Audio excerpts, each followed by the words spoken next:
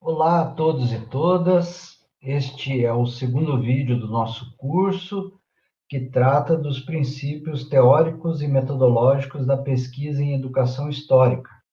Neste vídeo, vamos tratar das contribuições do filósofo da história alemão, Georg Hisen. Georg Hisen nasceu em 1938. Ele atuou em várias universidades da Alemanha, também desenvolveu trabalhos na Romênia, na Índia, na África do Sul. É um autor, um intelectual que tem uma recepção importante da sua obra no Brasil, no campo da história, da teoria da história, da educação, do ensino de história e da educação histórica. Este intelectual é conhecido pelos seus estudos sobre consciência histórica, pensamento histórico, cultura histórica, didática da história, e os seus estudos mais recentes têm se concentrado no conceito de novo humanismo dentro de uma sociedade globalizada, na busca de uma interculturalidade entre os povos. Então, para iniciarmos a nossa conversa sobre as contribuições de John Hisen para a educação histórica, eu vou apresentar para vocês algumas obras traduzidas para o português. Eu trago para vocês aqui a trilogia da teoria da história de Hisen, A Razão Histórica, Reconstrução do Passado, História Viva, e outras duas obras bastante relevantes, Aprendizagem Histórica, Fundamentos e Paradigmas, uma obra de bastante relevância para a educação histórica. Essa obra foi traduzida e publicada pelo Laboratório de Pesquisa em Educação Histórica, o LAPEDU, que promove este curso. Este laboratório tem se esforçado nas traduções e divulgações das obras de John Hisen. E, por último, o livro Teoria da História, uma teoria da história como ciência, que Hisen retoma a sua trilogia e avança nas suas reflexões sobre a teoria da história. Então, Hisen é um intelectual que pensa a teoria da história. E dentro do seu pensamento teórico, ele traz as dimensões da aprendizagem histórica, do próprio conhecimento histórico, da própria ciência da história.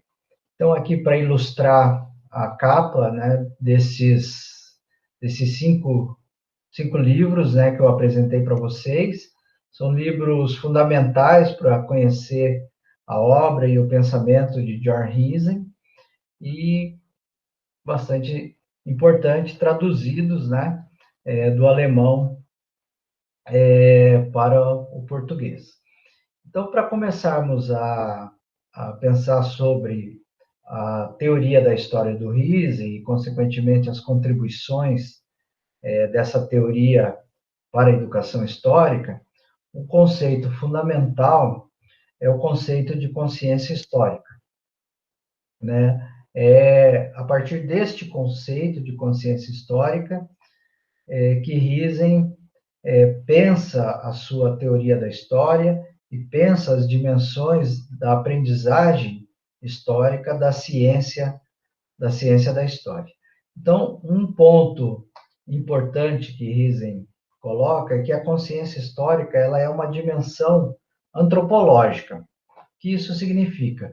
Que todas as pessoas, independentes da sua cultura, independente da sua nacionalidade, independente da sua classe social, ela possui consciência histórica. Então, é uma operação mental comum a todas as pessoas. Em linhas gerais, grosso modo, o que seria a consciência histórica? A consciência histórica é a relação que nós estabelecemos entre o passado, o presente e o futuro. Isso nós estabelecemos cotidianamente. Cotidianamente estamos lembrando fatos do passado, significando ele no presente, utilizando essa relação de significação entre presente e passado para nos orientar nas ações futuras, nas nossas escolhas, que são cotidianas. Então, Riesen coloca aqui essas relações, a consciência dessa relação passado, presente e futuro que estabelecemos na nossa mente, é a consciência histórica. Então, a consciência histórica é essa relação com a temporalidade. Dentro da consciência humana mais ampla, quando estabelecemos essas relações temporais e temos consciência dessas relações entre passado, presente e futuro, e utilizamos essas relações na vida prática, é o que Riesen vai chamar de consciência histórica. Então, o termo histórico é a relação passado, presente e futuro. E ele, na sua obra, diz: essas relações, essa consciência histórica, ela está na base do pensamento histórico comum de todas as pessoas. Quando estabelecemos essas relações, estamos pensando historicamente, e está na base da ciência da história. Riesen vai conceituar essas dimensões como experiência, interpretação e orientação. Só um destaque importante, quando ele coloca experiência, Riesen não está falando apenas a experiência do passado, mas experiência, na teoria de Riesen, é essa relação presente-passado. Então, essa relação presente-passado, ela é interpretada, esta interpretação desta relação, ela pode gerar orientações para o futuro, orientações para o agir na vida prática. A consciência histórica, ela se revela a partir da narrativa, quando contamos algo. Riesen chamará essas narrativas de narrativa histórica. Quando verbalizamos essa relação passado, presente e futuro, é que revelamos a nossa consciência histórica, ou quando escrevemos um texto historiográfico, aí já entrando no campo da ciência, o historiador revela uma determinada consciência histórica. Riesen tem uma tipologia da consciência histórica que ele divide em 4 tipos de tipologia, de 4 tipos de consciência histórica. A consciência histórica tradicional, a consciência histórica exemplar e a consciência histórica crítica e a consciência histórica ontogenética. O que diferencia cada tipo de consciência é a forma que se estabelece a relação passado, presente e futuro. E esta narrativa que revela a consciência histórica, ela traz sentido histórico para a vida prática, né? Quando nos deparamos com problemas como a pandemia, né, que está assolando o mundo inteiro, é um momento bastante difícil da nossa vida. É importante o recurso das experiências do passado para nós entendermos o que estamos vivendo e nos orientarmos para melhor superar esse momento e reorganizar a nossa vida. Então, é isso que Riesen coloca que é o sentido histórico para a vida prática. Então, quando o Riesen está pensando a consciência histórica, ele pensa essa relação direta com a vida prática de todas as pessoas. Então, como eu coloquei para vocês, a ideia de consciência histórica ela está na base tanto do pensamento histórico comum quanto do pensamento histórico científico. O que diferencia o pensamento histórico comum do científico, é que a ciência ela tem método, ela busca desenvolver a racionalidade, ela trabalha a partir de fontes, a partir de regras metodológicas, mas o princípio é o mesmo, é o princípio da consciência histórica, que é estabelecer relações passado, presente e futuro. Né? A ciência ela estabelece essa mesma relação, mas mediada pelas regras metodológicas. Né? Então, Riesen coloca que a teoria da história ela é um campo do conhecimento histórico que pergunta sobre as chances racionais do conhecimento histórico. Então, as chances de imprimir racionalidade na relação passado e presente e futuro.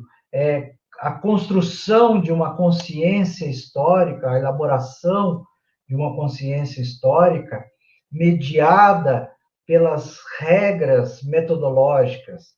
Então, o historiador ele defende que a consciência histórica que ele revela, ela é mediada fortemente pelas regras metodológicas, então ela tem um potencial de razão bastante grande em relação a, por exemplo, uma consciência histórica elaborada no cotidiano. Mas a raiz é a mesma, são as relações passado, presente e futuro, que está na consciência de todas as pessoas e do historiador também. E aí Riesen traz uma contribuição bastante importante dentro da sua teoria, e é aí que a educação histórica busca a contribuição desse autor, é que Riesen diz que a ciência da história ela tem dimensões didáticas. Tá? Então, ele diz que a didática da história, dentro da ciência da história, é um campo de conhecimento que pergunta sobre as chances de aprendizagem histórica. Então, quando Riesen estabelece os princípios da ciência histórica, ele chama atenção. Olha, a ciência da história ela não tem só dimensões metodológicas, teorias, da historiografia, mas também elementos de didática da história, elementos de aprendizagem histórica. Quais são esses elementos? É quando a ciência estabelece relações com a sociedade. Um exemplo, toda a toda pesquisa histórica ela parte de problemas da sociedade, problemas sociais, problemas que estão presentes na vida de todas as pessoas. E o historiador capta essa problematização e elabora perguntas ao passado. Então, essa relação com a sociedade é o que Riesen chama de uma dimensão didática da ciência da história. Um outro exemplo, a historiografia, quando ela é recebida pelo público, seja na aula de história, na escola, seja na leitura de um livro historiográfico, ela está estabelecendo uma relação com a sociedade. Riesen diz que a historiografia acaba trazendo orientação temporal para as pessoas. A pessoa que lê um livro de história, ela pode, a partir daquele conhecimento, ter orientação para o agir na sua vida prática. Então, essa relação que Riesen vai dizer que são dimensões didáticas da ciência da história. Então, a história ela carrega essa possibilidade de gerar aprendizagem histórica para as pessoas. A pessoa, ao ler um livro de história, ela está aprendendo com a história, ela vai, desse aprendizado, poder utilizar esses conhecimentos para a sua vida prática. Os estudantes, no contato com o professor, na aula de história, eles estão aprendendo com o conhecimento histórico, e aqueles conhecimentos podem ajudar a orientar a sua vida no cotidiano. Então, quando o Riesen, nos seus estudos, fala de didática da história, ele está falando de dimensões da ciência da história, dimensões didáticas que a ciência da história carrega, né, na natureza do seu conhecimento. Então, não entendam aqui didática da história como aquele campo da pedagogia que desenvolve conhecimentos para estabelecer a transposição didática para a sala de aula, do conhecimento produzido pela ciência da história, você aplica determinados princípios que estabelecem a transposição didática para a sala de aula.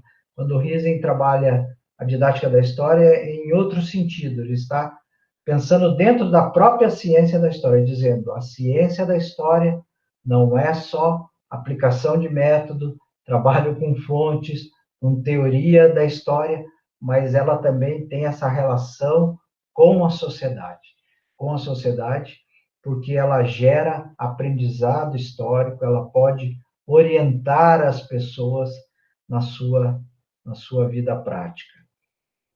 Então, aqui eu trago uma citação do Riesen, do livro Aprendizagem Histórica, que eu mencionei no início da nossa conversa.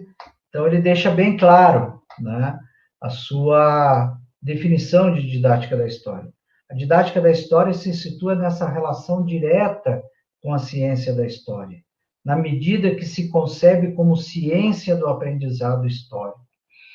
Então, é neste ponto que a didática da história ela contribui com a educação histórica. Os autores que pesquisam na perspectiva da educação histórica vão buscar em Riesen um arcabouço conceitual relacionado ao aprendizado histórico para desenvolver as suas pesquisas. Lembrando do nosso primeiro vídeo, o objeto de pesquisa da educação histórica é o aprendizado histórico, a aprendizagem histórica, os processos do aprender dos alunos, dos estudantes, né? Dos jovens, das crianças. Então, o Riesen é bastante útil para a educação histórica, porque é um autor que discute o aprendizado histórico dentro da ciência da história, que é um outro princípio da educação histórica, é pensar o aprendizado histórico tendo como referencial teórico a epistemologia da história. Então, seguindo uma outra citação de Riesen, que ele vai deixar claro o objetivo da didática da história. Então, ele pensa a didática da história como um campo de investigação dentro da teoria da história que tem como objeto o aprendizado histórico. Está interessado em compreender como que a ciência da história contribui para o aprendizado histórico das pessoas. Então, ele diz assim: seu objetivo da didática da história é investigar o aprendizado histórico. O aprendizado histórico é uma das dimensões e manifestações da consciência histórica. Então, lembrando o slide anterior, a consciência histórica, essa relação passado, presente e futuro, é a base da teoria da história, que pensa sobre as chances racionais do conhecimento, e a base da didática da história, que pergunta sobre as chances do aprendizado histórico do conhecimento científico, né, da ciência da história. Seguindo aqui, então, para finalizarmos, para ficar bem claro essa relação entre a didática da história e a educação histórica, portanto, as contribuições de John Riesen para a pesquisa em educação histórica, eu trago uma citação da Maria Auxiliadora Schmidt, a Dolinha, que é a coordenadora deste curso, e da professora Isabel Barca, que elas dizem assim: se focarmos, porém, o campo da didática da história na perspectiva do pensamento rusiniano, poderemos considerar que essa disciplina tem uma especificidade que pode ser levada em conta e vista como um substrato científico do domínio da educação histórica, que é a problemática da aprendizagem histórica e sua relação com a formação da consciência histórica. Então, aqui fica bem claro o interesse do campo de pesquisa em educação histórica na obra de Riesing, é quando Riesing pensa o conceito de aprendizagem histórica e as relações com a formação da consciência histórica. Né? Riesing demonstra que a consciência histórica ela gera aprendizagem histórico e a aprendizagem histórica gera consciência histórica. Então, com isso, eu finalizo essa nossa reflexão sobre as contribuições de Riesing para a educação histórica. Coloco aqui para vocês as referências que eu citei ao longo deste vídeo. Um artigo de John Riesing, intitulado Didática da História, Passado, Presente e Perspectivas a partir do caso alemão. É um artigo bastante interessante, vale a leitura. O livro, né, que eu menciono lá no início, Aprendizagem Histórica, Fundamentos e Paradigmas, publicado pelo Lapedu, e um texto publicado em parceria entre a professora Maria Auxiliadora Schmidt, a coordenadora deste curso, e a professora Isabel Barca. Então, nós finalizamos esse segundo vídeo. Ao longo dessas duas conversas, procurei estabelecer os princípios fundamentais da pesquisa em educação histórica, e ao longo dos próximos módulos, esses princípios vão aparecer nas reflexões que vocês vão desenvolver ao longo dos próximos encontros. Então, agradeço imensamente a todos e muito obrigado.